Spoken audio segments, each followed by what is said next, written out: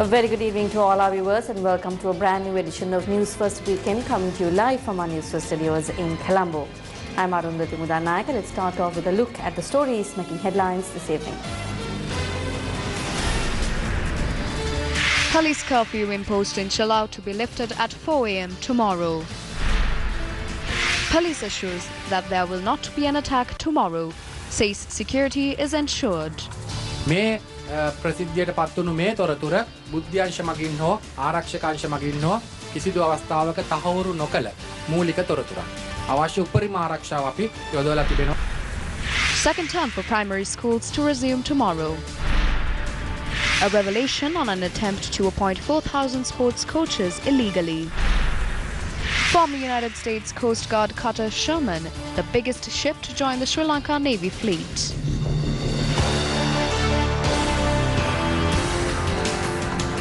And now the story is in detail. Police curfew was imposed in Chilau this afternoon to control a tense situation that arose this morning. Police media spokesperson SP Ruwan Gunasekara said that the curfew will be in effect until 4 a.m. tomorrow. A tense situation was experienced in Chilau this morning. This was a result of an escalated argument between two people over a Facebook post. Area residents gathered opposite a store owned by one of these men and behaved in an unruly manner. The area residents had done that because of a comment posted on Facebook by this individual at the time of the argument. Police curfew was imposed in Chilau to control this situation. We also arrested the person who posted this particular comment on social media. We will enact the law against him based on emergency regulations. The Chilau area has returned to normalcy and it's peaceful there. More incidents were not reported thereafter. After considering the prevailing situation in the area, the curfew, which was to be in place till 6 a.m. was revised to 4 a.m.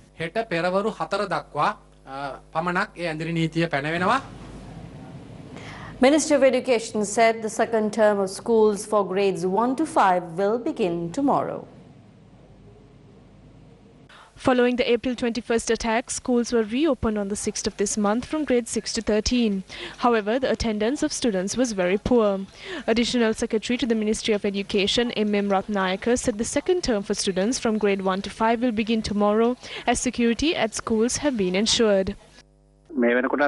As we have announced, all classes from grade 1 to 13 are scheduled to begin on Monday the 13th. We believe that schools can be reopened as security has been ensured in and outside the school premises.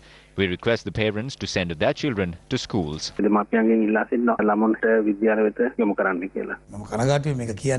I am sad to say that some parents send their children to private tuitions instead of sending them to schools. I assure that the attendance in some of these tuitions were 80, 95 and at some places 100%. Why don't these parents send their children to school? Is security the actual problem or something else?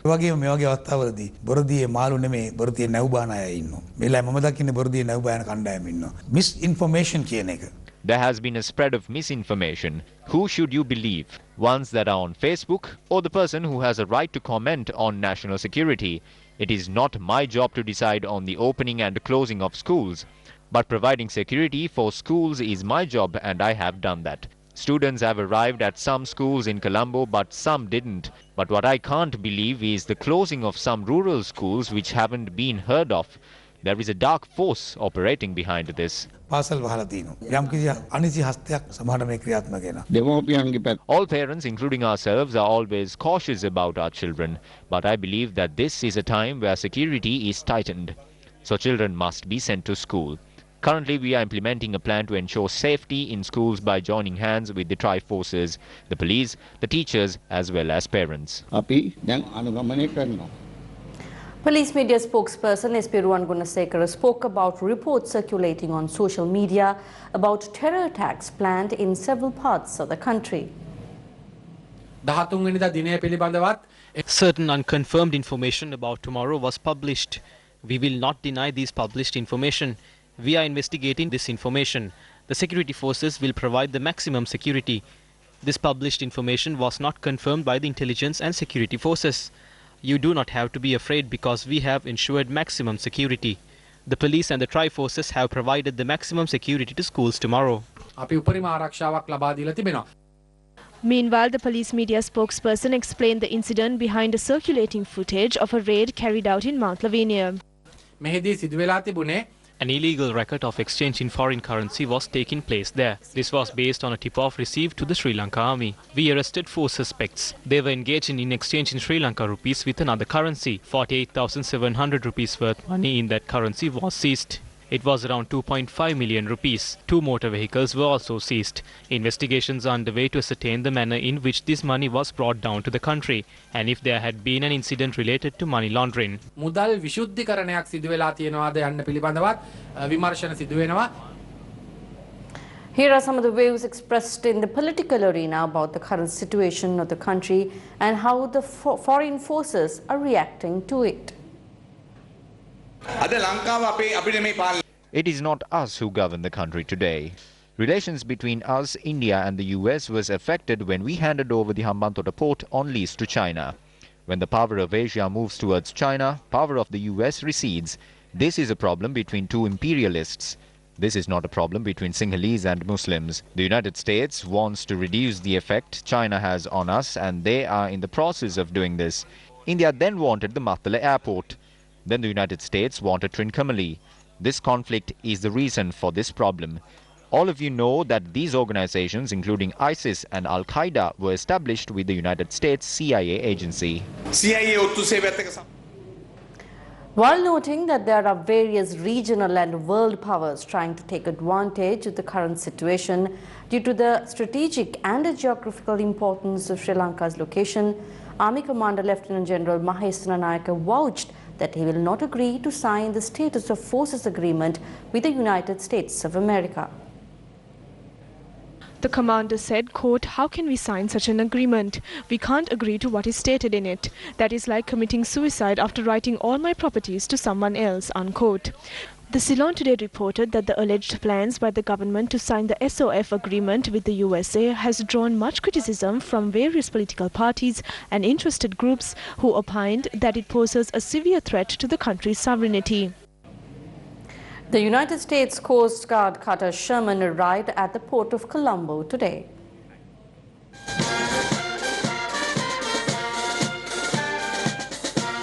The United States Coast Guard cutter Sherman was initially taken over by the Sri Lanka Navy from the US government in a ceremony held at Honolulu, Hawaii, United States on August 27th last year. The vessel, acquired in a bid to increase the operational capability of the Navy, arrived at the port of Colombo at around 10 this morning. The Sri Lanka Navy welcomed the newly arrived platform in compliance with the naval traditions at the harbour premises.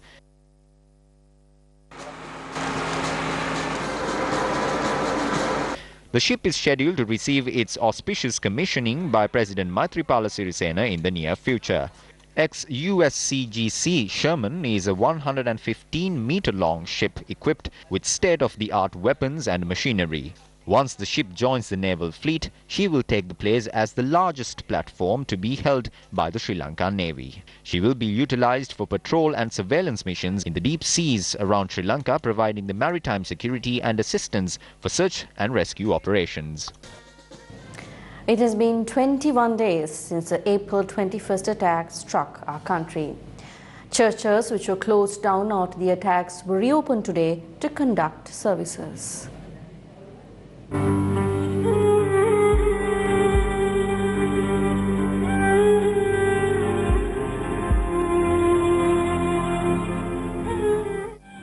All the construction activities are still underway at the St. Anthony's Shrine in Kochikade, which was the target of one of the terror attacks. Devotees were seen praying for their loved ones who lost their lives.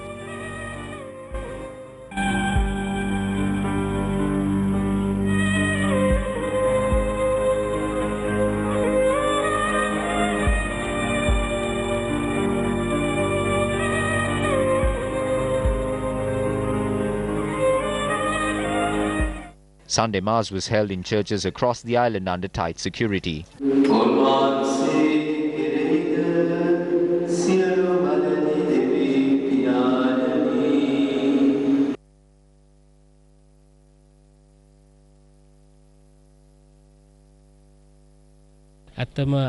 are extremely happy to participate in the Mass after 3 weeks.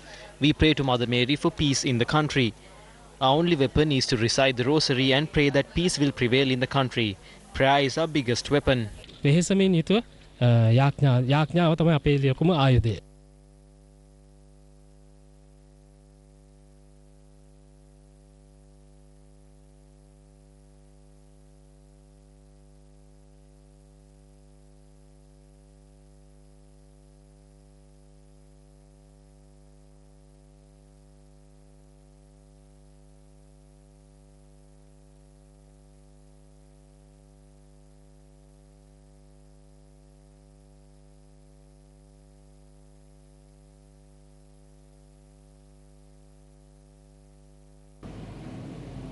Secretary of Defence General Shanta Kottekoda called on the chief prelates of Askeri and Malwatu chapters today.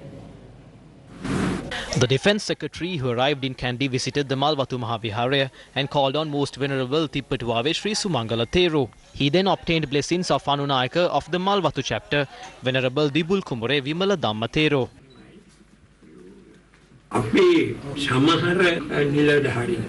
Some of our officials accept gifts. Some ministers also do the same.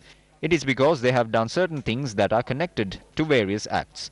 Therefore, in order to protect themselves, they tend to protect those involved in criminal acts. Madhush explained how ministers accepted money and that will come out in the near future. The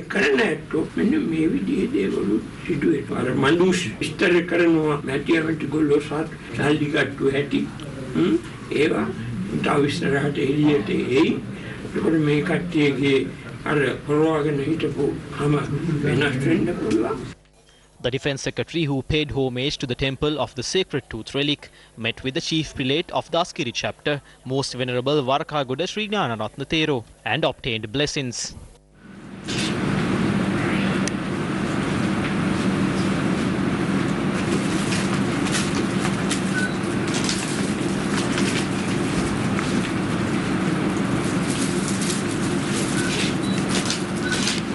So, මේ වෙනකොට යම් කිසි රටේ රාවයක් තියෙනවා මෙම සැකකරුවන් කිසි පරීක්ෂණලින් තොරව නිදහස් කිරීමට කටයුතු කරනවා කියලා ආරක්ෂකයන් සමගින්ම කරුවා. නෑ මම දන්න තරමින් නම් එහෙම අපි අත්අඩංගුවට ගත්ත කවුරුවත් පරීක්ෂාවෙන් තොරව. Not as far as I know. None of those who were arrested have been released without being thoroughly interrogated.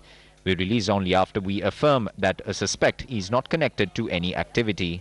ඒ අය මේකට සම්බන්ධ නැහැ කියන එක අපි තහවුරු කරගත්තට පස්සේ අපි නිදහස් කරන්නේ. සමකර්මන් ශාලාවේ සේවකයන් දෙන සම්බන්ධයෙන් මේ වෙනුවට යම් කිසි ආందోලනයක්. ඒක පොලිස් පදිතුමාත් කියලා තියෙනවානේ ඒකදී. Even the IGP has made a statement that there has been a shortcoming with this regard. But we are carrying out investigations. I do not want to talk about it any further. Views were expressed in the political arena on politicians that are believed to have maintained connections and aided the suspects responsible for the terror attacks. Facts and information on politicians who had nurtured these extremist organizations are being revealed to the media. When allegations are leveled against certain ministers, specifically Minister Rishad Badruddin, he went overseas. A statement hasn't been recorded from him as yet. We were also informed that the weapons found at the office of the governor of the eastern province, Hizbullah, was taken into custody. This was revealed by the media, but a statement wasn't even recorded about these matters. There's a question as to if these individuals who spread extremism are backed by those in the government. We saw how a presidential commission was formed to probe the central bank bond scam. The Presidential Commission revealed that the prime suspect of this fraud is the former central bank governor Arjuna Mahendran. He is on the run since he left the island. No action was taken to arrest him. It was clearly revealed before the nation that the current Prime Minister Ranil Wickremesinghe is responsible for this as well. The country's economy was dealt a serious blow because of this Prime Minister. So if the law is not implemented against him, we are compelled to doubt as to if the law will be implemented against the cabinet ministers that come under his purview.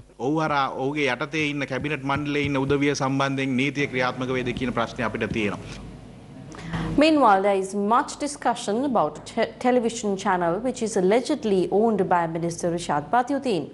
Here are some of the views expressed in this regard.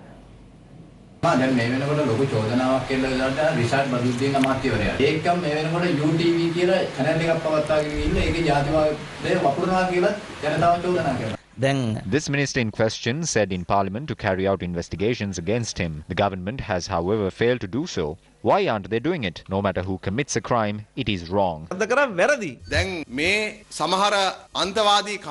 We have heard that certain extremist groups have been allowed to operate television channels. Carrying out TV channels that broadcast extremists' content are much more dangerous than possessing swords and knives.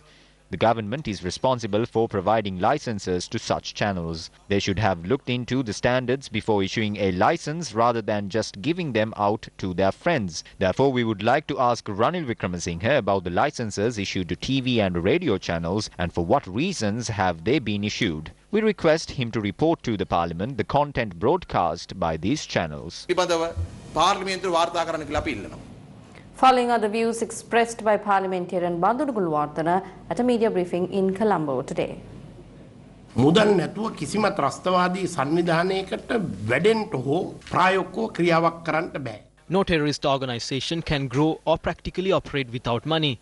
There is a special unit at the central bank in operation to prevent money laundering, to prevent the flow of money and aid for the terrorists. The Financial Intelligence Unit, they have reported on all the transactions. They have conducted 1,022 investigations on suspicious flow of money in 2018. Only 317 of those have been informed to the authorities. 317 more have been given for further investigations because this money laundering and this illegal flow of money was stopped during our time. The highest price of a purge of land was at 10 million rupees. The purge was at 25 million rupees in the recent past. Therefore, the CID can easily investigate into the fact as to where the money allocated for terrorism had gone. If there is going to be an intelligence investigation, we suggest that to be carried out.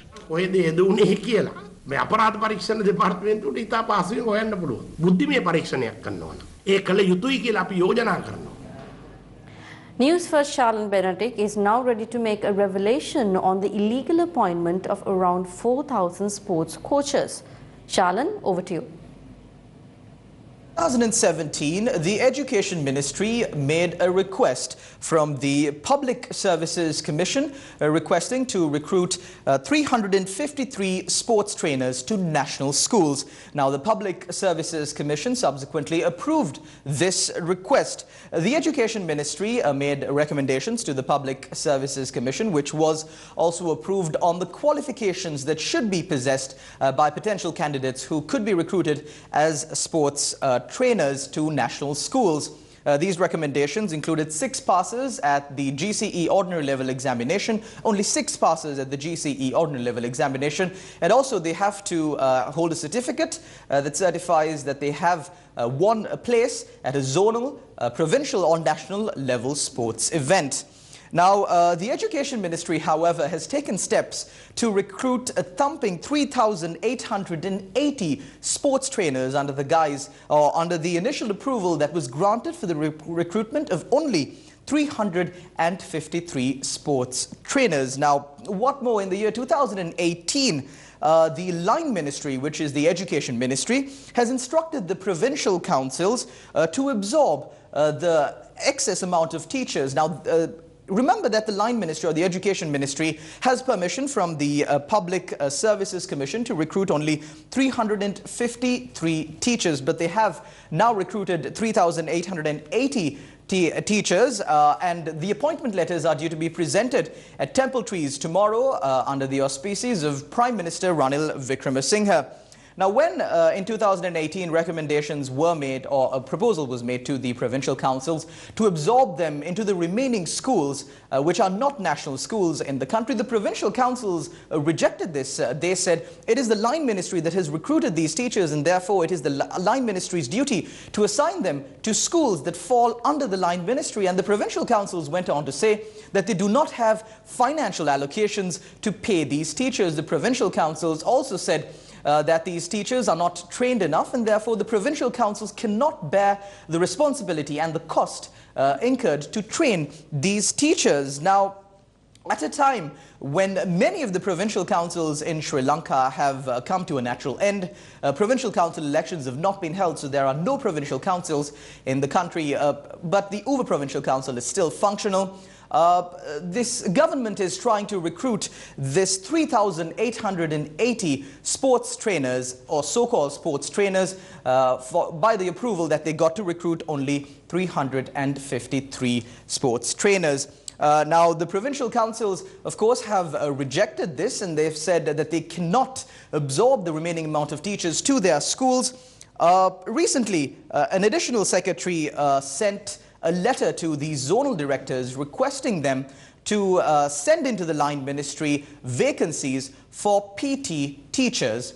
Now, this is a different position from sports trainer. PT teachers, it's a teacher level position that is there at these schools, and it's funny how people who've just passed 6 subjects at the ordinary level examination and have a medal at a zonal, provincial or a national sports event can be recruited or assigned to certain schools as teachers. Can these people be given the responsibility of educating children on physical training? This is a separate subject, and teachers that are recruited for this subject have been specifically trained on how to teach these students. Now, the problem lies therein. The education sector in this country isn't like any other business that's operating in this country. It's not like the Ceylon Electricity Board. It's not like the Water Board, where many instances in the past have been reported where jobs have been simply offered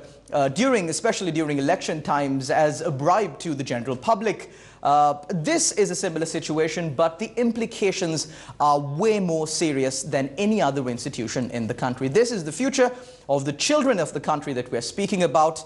This is the future of the country that is being put at stake. Now, what more these teachers who are to receive, or these physical trainers who are to receive their appointment letters from Prime Minister Ranil Wickremesinghe at the Temple Trees tomorrow, will also be brought to the location to receive their appointment letters by transportation services provided by the government itself. The government has allocated certain buses that will provide transport to these teachers to receive their appointment letters from Prime Minister Ranil Wickremesinghe. Now, what is furthermore questioning is the fact that Prime Minister Ranil Wickremesinghe went to many schools in the country, and he made a statement. He kept on making statements saying that he refined the education sector in the country. He contributed so much to the education in the sector in the country, and that his legacy is that he has left back teachers who are properly trained to educate the children of the country. But the things that are happening right now speaks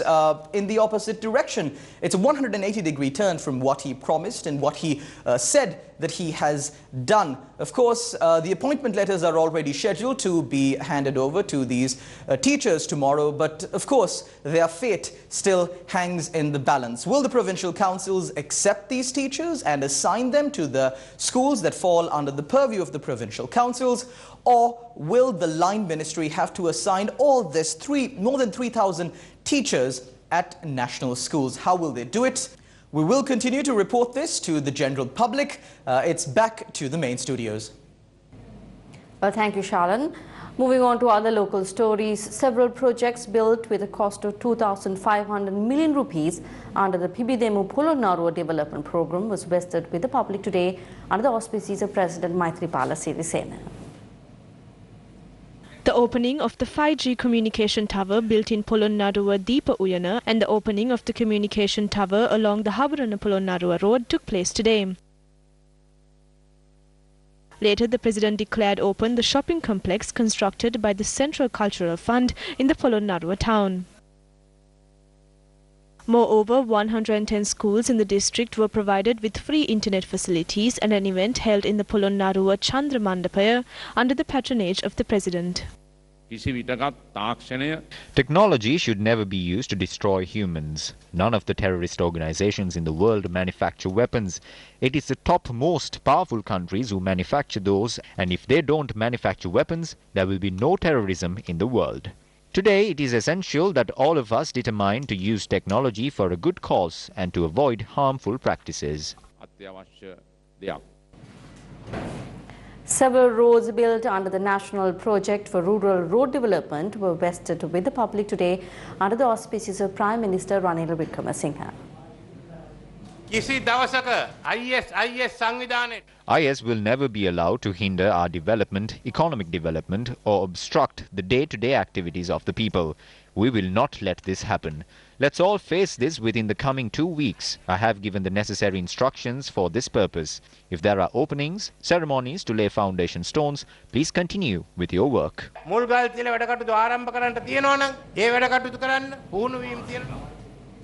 Speaking at a meeting in Kalutara, JVP parliamentarian Dr. Nalinda Jayatissa expressed these views about the proposed counter-terrorism bill presented to Parliament by the Prime Minister. Just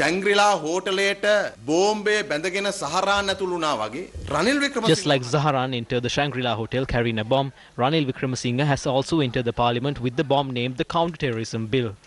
He is waiting to explode this counter-terrorism bill bomb at any time in Parliament. This is a trick by Ranil Wickremesinghe to prevent the people from rallying against the government by putting global terrorism forward. We must all unite to defeat this counter-terrorism bill, which is more dangerous than a time bomb. The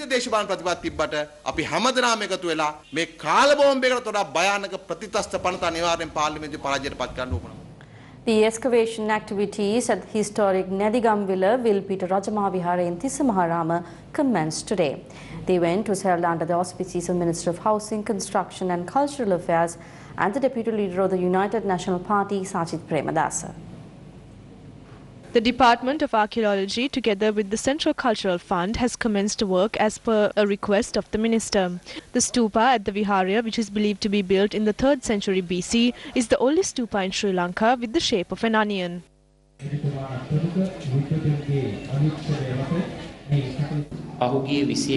None of us can forget the great tragedy that took place on the 21st. It is a heinous act of terrorism. Many families were left destitute and children lost their parents.